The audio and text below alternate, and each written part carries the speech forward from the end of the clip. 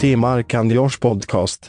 Dude, when I was growing up as a kid, I had so many black men on my bedroom wall, like posters of like Wu-Tang and Ice Cube and Dr. Dre and Snoop Dogg and all these Southern rappers from like No Limit that I should have known better. You know what I mean? But I was a young, impressionable kid, so I just didn't know Master P wasn't the best rapper ever. Juvenile? But I liked him. Dude, I love Juvenile. I don't have any regrets about Juvenile, though. Love him. Well, I don't know what he's putting out now, but the one album where he had Ha and Girl, you look good, won't you back that ass up? You a fine motherfucker, won't you back that ass up? Call me Big Daddy when you back that ass up. I can't be mad at that. So good. So good. And it was like, thump, thump, thump. The beat, I mean, it was good. It was a good song. He was good. But I got really into hip-hop, and my parents were just like, my dad hunts, you know what I mean?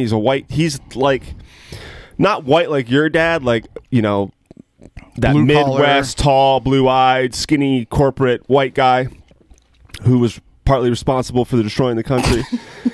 My dad is kind of like, he's just a man who wants to he made jerky. He really did that. Handmade. A lot of people joke about it because of Step Brothers, right? When we make jerky, no, he did. He made jerky. He hunted in the backyard. That's how much land we were on in Connecticut. You just wake up, grab a gun, and you just walk into your backyard, and you just walk back there, and you find an animal to kill.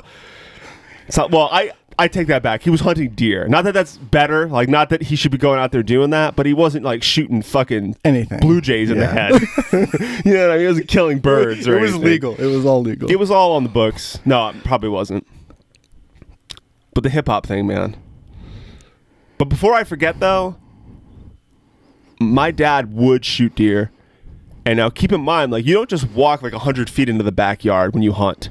Like, so my dad would grab his rifle and he would walk, you know, probably several miles out into the woods, way out there. And all of it's cut now, which is unfortunate. Like, people are so desperate for money now that the whole forest back there is being completely cut down. So he couldn't hunt back there now if he wanted to. I went back there and it was all cleared out. Back when I was a kid, you walked in my backyard, you could get lost. Like, we went miles back there, and it was just this vast, like, holy shit, like, it's infinite, felt like. That's awesome to grow up with, though. Awesome to grow up with. My dad would shoot stuff several miles out, and he would call me in the middle of the night, because you would go late, because a lot of the time, he's probably not supposed to be hunting on that land, because he has a couple acres, but he's going beyond that point. So I don't know whose land he's on, but that's the point. You got to be sneaky and do it in the middle of the night. So I'd get those 4 a.m. calls, Josh, I'm out here. It's like, dude, you gotta hide a body with your dad, but it's a deer body. That's when he had a cell phone.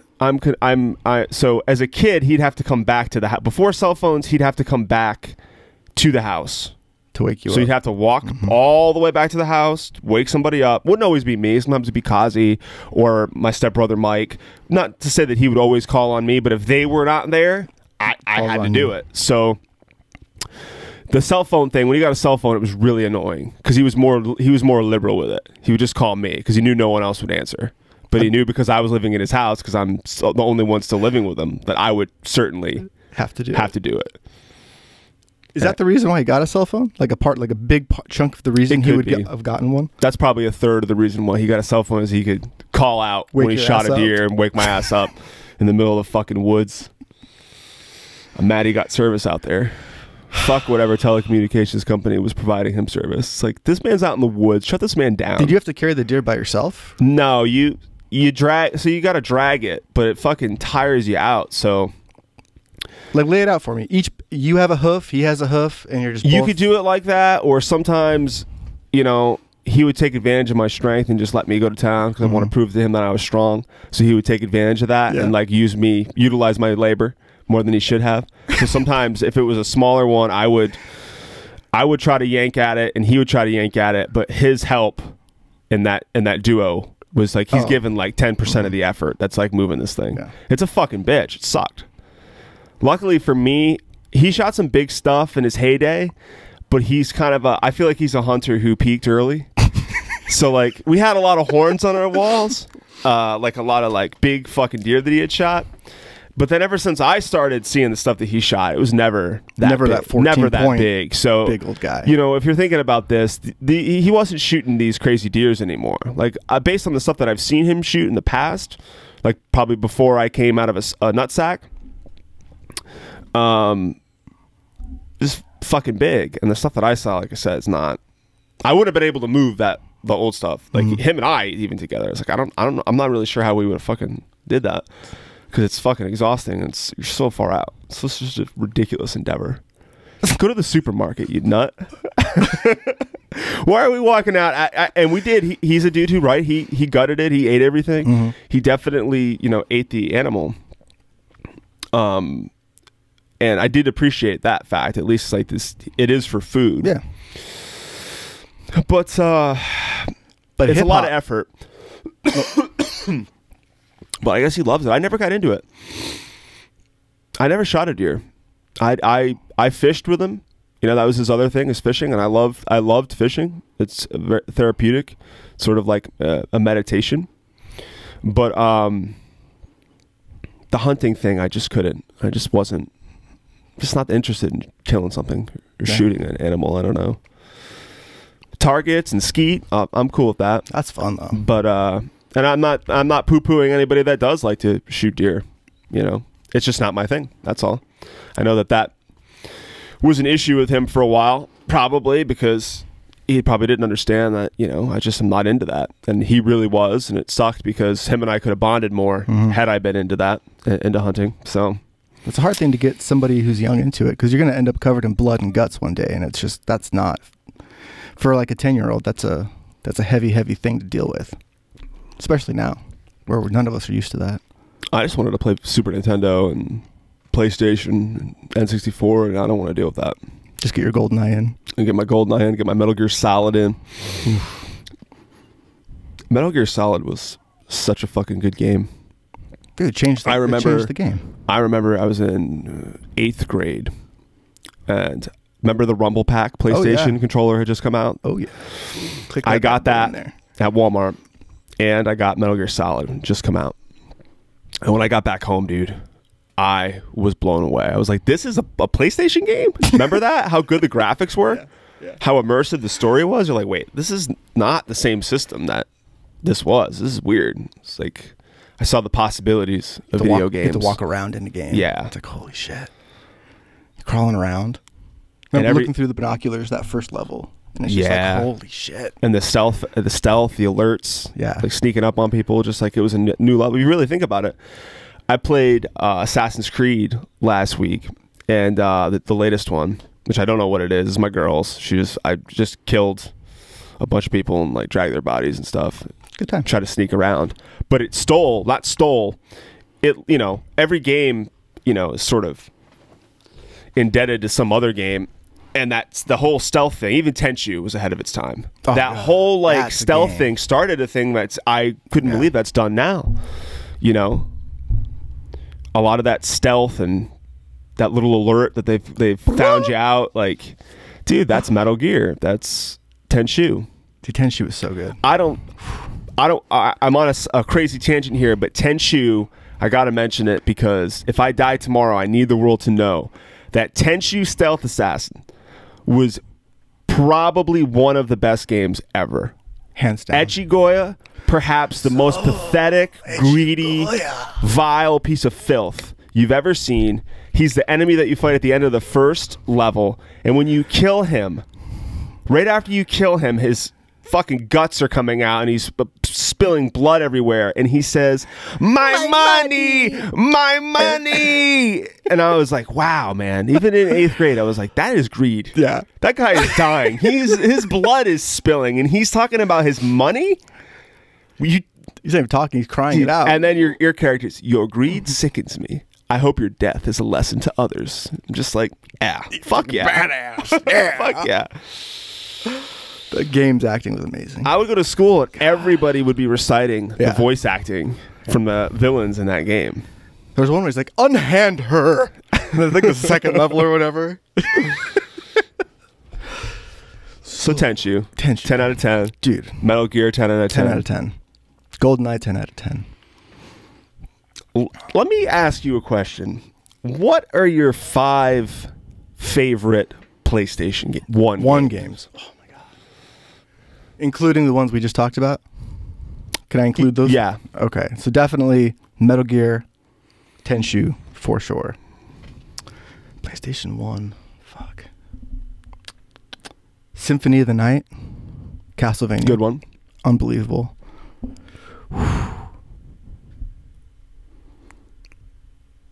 Tony Hawk Pro Skater 2. Or, well, 1, I guess, right? Sure. Fuck. I got one more. And this is taking way too long. What about... You're really struggling here. Dude, I'm trying to make this list as true and as honest as I can. I'm trying to be, but I'm forgetting, like, that last spot. You know what? I'm gonna throw a fucking wild card. X Games. There was a racing game that was like an X Games based racing game. You could skateboard, you could rollerblade, or you could like do that stupid sled, fucking road wheel sled thing, whatever that was. You could do that like in games, and it was the first game you could skateboard in, and I was super about that. So I'm gonna throw that in there. X Games, whatever that game was called, PlayStation 1. X Games, whatever the fuck. Yeah. X Games, fucking, what was that game? Circa what? Circa 1996. Yeah. So fucking old. John, you'd love it though. The rollerblading is, you could like really catch air and be like, yeah! Going down the hill. It was awesome. All right, now you. What's your 5? I'm going, so my 5 favorite PlayStation games of all time, PlayStation 1 games. I got Resident Evil. Oh, God! Resident Evil Forgot about that. was a game changer because it was the first game where when you saw that zombie eating that guy, it scared the shit out of you. Like the colors, they got the color right to give that fucking mansion that spooky. The voice acting was terrible, but you excused it because everything else was so fucking creepy. Yeah. You know what I mean? And the gameplay was awesome. The story, you're in a fucking mansion and there's zombies in there, and there's like an apocalyptic, everyone's turned into zombies, so you went out to flee to get away, and you're in a mansion, and dude, it's weird. It's a weird game. It made me think about the zombie apocalypse for the first time and what the implications of that. Mm-hmm. And taught you young not to trust. I would think playing that game, like, man, imagine if like shit broke out and we had to go out to like a mansion, like we couldn't find anything, and we had to go like way out in bumfuck, and we found this big mansion, and then we go in and they're fucking zombies inside. How many zombies do you stick around for though? Do you run after the first one? That's the thing, right? Do you go in there to try to kill those zombies? What about the crows that are in there? The zombie crows. Were they zombie crows? Were they zombie crows? All right. So Resident Evil. Mm-hmm. Crash Bandicoot. Great choice. Tenchu Stealth Assassins.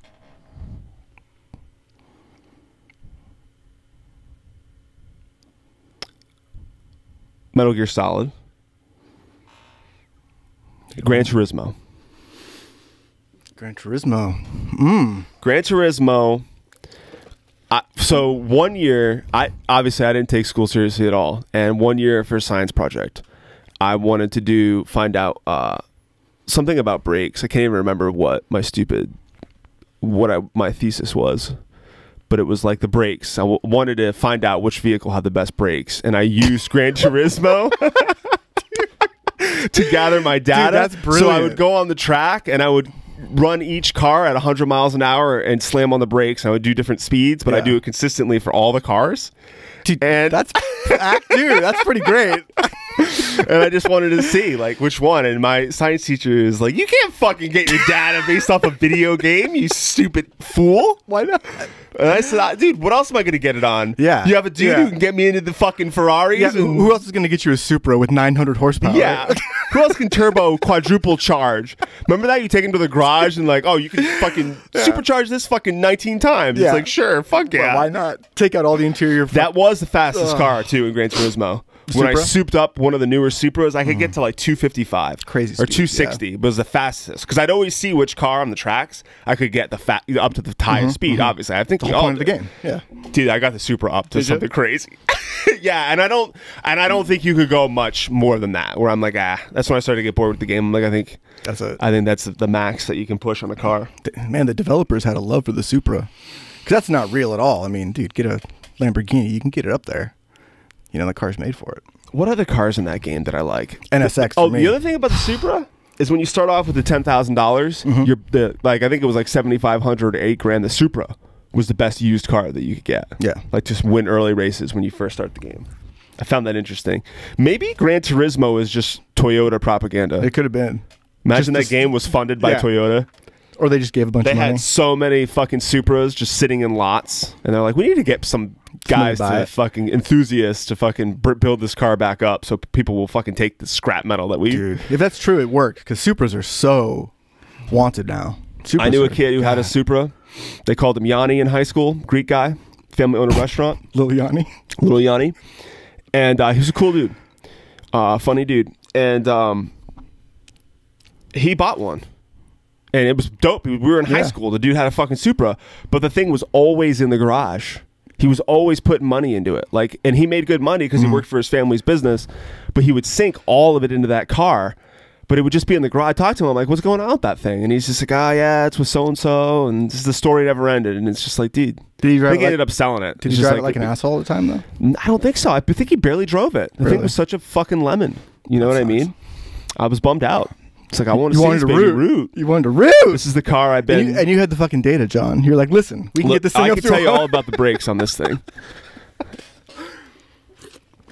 You've done the crash test studies, John, you know. So the Supra. Shout out to the Supra. Shout out out. Brings me to my next thing that I want to talk about. I have to talk about it because this is how we keep the lights on. Toyota Supra is our sponsor for this podcast. It is. It is. Toyota may have nothing to do with this podcast, but it's the Toyota Supra that is sponsoring this. Specifically, the Toyota Supra. Is the Toyota Tacoma sponsoring the Mark and Josh podcast? No. Is the Camry sponsoring the Mark and Josh podcast? That's insulting. Is the Toyota Corolla sponsoring the Mark and Josh podcast? No. No. That answer is no. But the Supra, that's a pretty serious vehicle. And they will only sponsor a pretty serious podcast. And we are that. So shout out to Toyota Supra. It's one of the fastest cars in Gran Turismo 1. Probably 2. Probably 2. Who knows? Yanni, RIP to your Supra. It could still be in the shop. It could still be in the shop today. Graduated high school in 2004, and maybe it'll get out of the shop by 2020. Who knows? He's just working. That's his 401k package. He's just working to get that Toyota Supra up and running. Everybody's working for the weekend. And by the weekend, I mean they're working to get their Toyota Supra back up and running. So shout out to Toyota Supra. And take that thing to AutoZone. That's our second sponsor for the day. So AutoZone has a deal, 33% off all brake pads. Chrome brake pads. Chrome brake pads that are specifically suited for the racing needs of a Toyota Supra. That's at AutoZone. All AutoZones worldwide. That deal is going on. Well, when is that deal? What's the... 85 months. Oh, 85 months? Mm-hmm. But is it happening now? No, did it just start? What's the date of when that deal... In 85 months. In 85 months, look at that deal. This is just, we're early now. Spreading awareness.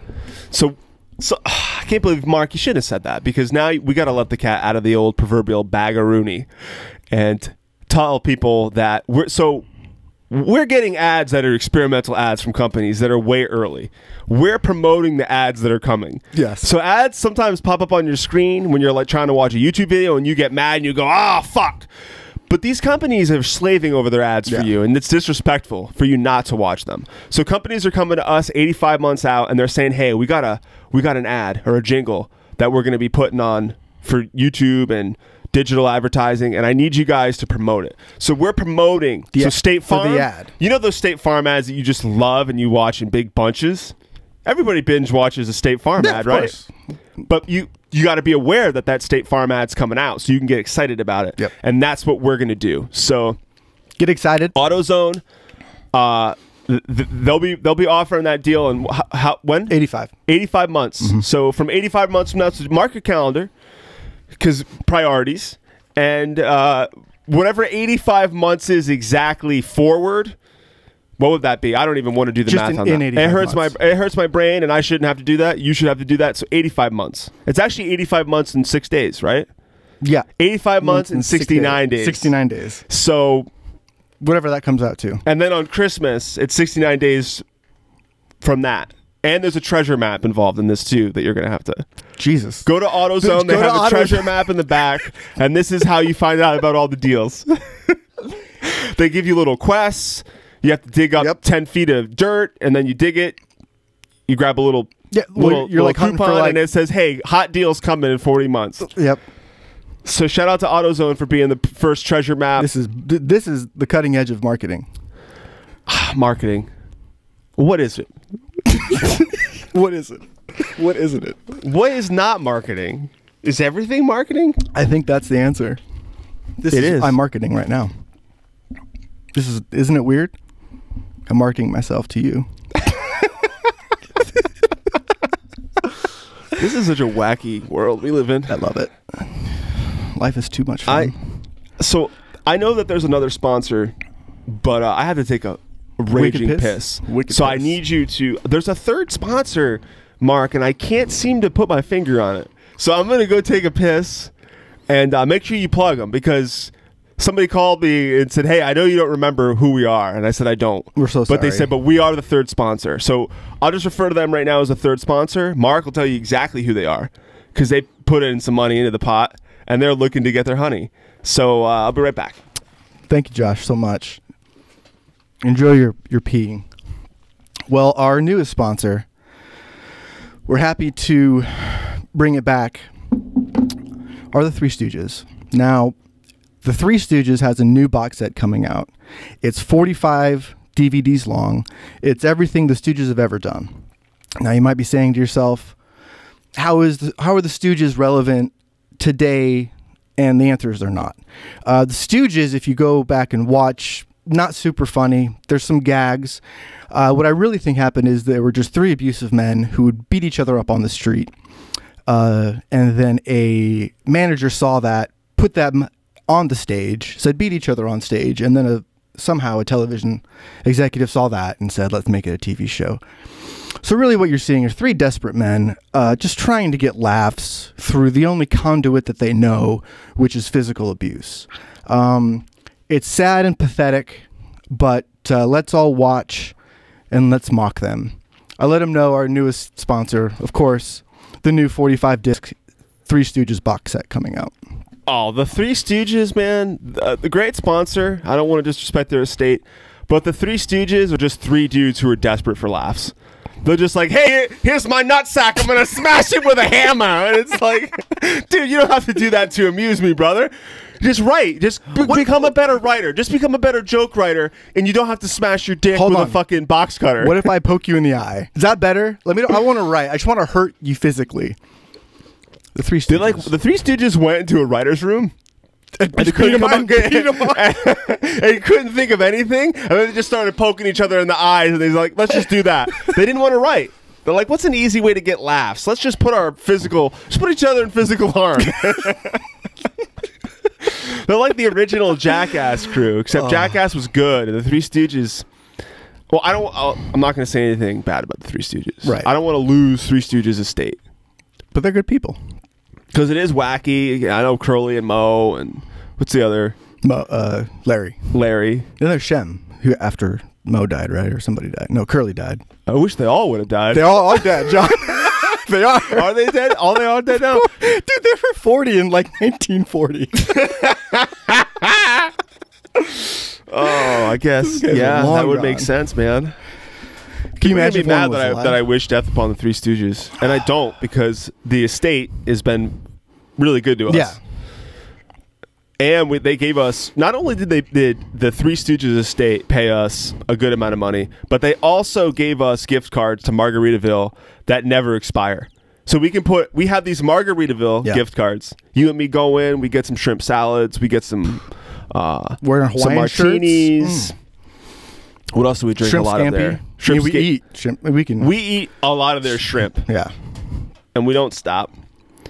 And that's thanks to the Three Stooges estate. So thank you very much, Three Stooges estate, for that Margaritaville gift card that never runs out. They're trying to talk about not paying us at all and just providing the margarita gift card. And I said, no, don't fucking butcher. Ridiculous. I'm not trading my labor for Margaritaville gift cards. but I would trade my labor for a Red Robin gift card. So all you fine folks out there, if you're listening and you have anything to do with the marketing or anything to do with the company of the Red Robin Enterprise, I love your burgers. I love what you're doing there. French fries. I would love great. to trade my labor, my pod power for your fucking gift card. So Red Robins, all the Red Robins out there. Who else would I fuck with? Red Lobster. Red Lobster. Red Lobster. Last time I ate you, Red Lobster, I had food poisoning. So this is a pretty fucked up story. So I went. I think it was Valentine's Day. Yeah, it was definitely Valentine's Day. Why else would you go? I went with Chelsea when I was dating her, and we went to Red Lobster together. And dude, I got so sick. My stomach hurt so bad that I was shitting and then hopping off the toilet to get on my knees so I could vomit in the tub, and then I'd have to get back up on the toilet to shit again. So I'm shitting, dropping to my knees, puking in the tub, get back up off the ground by the tub, get back in the toilet, more diarrhea. After that, you immediately want to vomit after you shit, and you drop down on your knees and you vomit. I was doing that all night, dude. So Red Lobster, even though you fucking did that to me, you gave me the worst fucking food poisoning. I didn't even think that kind of shit was possible from food. Yeah. Like Red Lobster. I don't know what the fuck is in you, but you really did me in. I have a very strong immune system. I don't get sick often. I exercise. I try to eat better than most people. And you fucking took me down still, Red Lobster. Kudos to you. I do sprints. I am a man who can handle a lot of stress. But not the kind of stress that your Red Lobster food put on me, Red Lobster, and your Red Lobster food. Which is why you should eat there. Yeah, I want to know if your fucking lobsters are still red. You're getting these toxic Fukushima lobsters, you fucks. And I'd still fuck with you, Red Lobster. I don't mean any disrespect, but you got fucking Fukushima lobsters. Yeah. I paid good money for what I ate that night, and I fucking couldn't stop shitting and vomiting. I can't. Hey, you know those two things we hate doing as human beings? I hate diarrhea. Diarrhea is the worst, and I hate vomiting. Well, we're gonna give you a combo, an all-in-one fucking combo. Red Lobster. I don't know what you're doing. And I don't even want to, and that was back in 2009. I can't even imagine how more toxic the shit is. It'd be glowing green now. Your glowing Fukushima seafood. Where else are you gonna take a girl to seafood? Imagine if that's what it is. That's the Red Lobster conspiracy in all those places. Is that fucking all that shit they're getting out of like they're trying to offload it. Yeah, Japan's like, dude, we can't serve this to our people. This shit's radioactive, and they're like, yeah, we'll fucking throw it over to America. They'll fucking eat it. Fucking groats. You know, Demolition Man was right the whole time. The whole time. Like, everything's a Taco Bell. Mm-hmm. They might be slightly off, but they understood the notion that some corporate-run chain bullshit's gonna run everything. Yeah. Shout out to Demolition Man. Shout out to Stallone. I saw it in theaters. I don't remember any of it except for that detail. It's funny that I think that's the only detail I remember. It's good. They called a lot of shit. They were early on a lot of stuff. All right, so this pod, we got about a minute and 30 seconds, and we'll be at 30 minutes. And I think that you and me need to fuck each other after this podcast. I think we're going to. 69 and we're gonna. So I want to get it done so I can sharing our love. I want to share a poem with you and then caress you. Actually, I wrote a soliloquy in your honor. Shout out to all the kids who are studying things that don't matter at all, like soliloquies. I got a master's in soliloquy. Recital. Should we thank our people who listen? We should. I want to thank everybody who listens. I love you. We love you a lot. I want to have. I think Jenny. So on my birthday, Jenny said she's down. So Jenny Thompson. We're going to do my birthday, December 21st. We'll do it big. We'll do it hearty. I'll get you Hungry Man dinner afterwards. Could we go to Red Lobster? We're definitely going to Red Lobster. Also, shout out to Red Lobster because I would still sponsor you even though you did that to me. And that's rough. Like the things that have been done to me, the most awful things, like my top 10 most awful things that have ever happened to me, Red Lobster, your restaurant is responsible for one of those things. You make the list. So call me, We can do something. I don't want a gift card to your restaurant because I'm not eating there again, but I do want your money if you still have any, because I think your fucking Long John Silver is probably taking you out at this point. Yeah. Long John Silver is like, oh, Red Lobster, you sell garbage out of a dumpster? Well, Let us show you how to really fish sell rotting. There's the timer. I want to thank everybody for listening. If you haven't yet, please go to our iTunes page, the Mark and Josh podcast. Just give us a review. And give us a review on there. Write us a review, 1 sentence. Just you could type in 69. I'm not 69. asking for a lot of effort. It's just that you see, Mark and I need 69 reviews on our iTunes podcast page to make it. Like that's when it happens. There was a gnome who just basically said, "Look, guys, he's a business gnome and a vision, and he had a vision, and he came with a contract, as business gnomes do." And he said, guys, you signed this contract. It states here that if you get 69 reviews on your iTunes podcast page, I'm going to make you guys millionaires.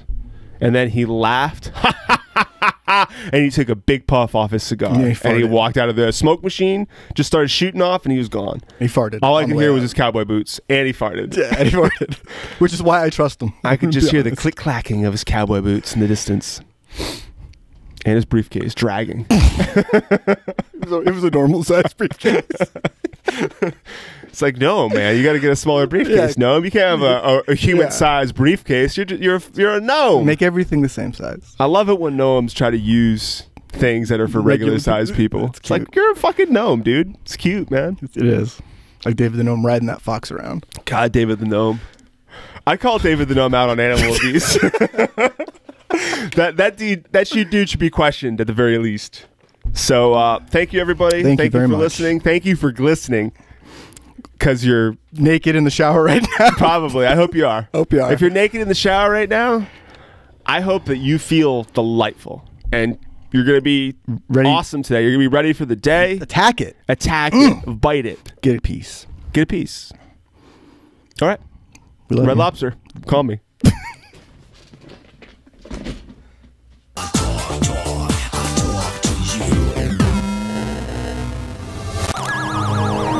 Mark and Josh podcast.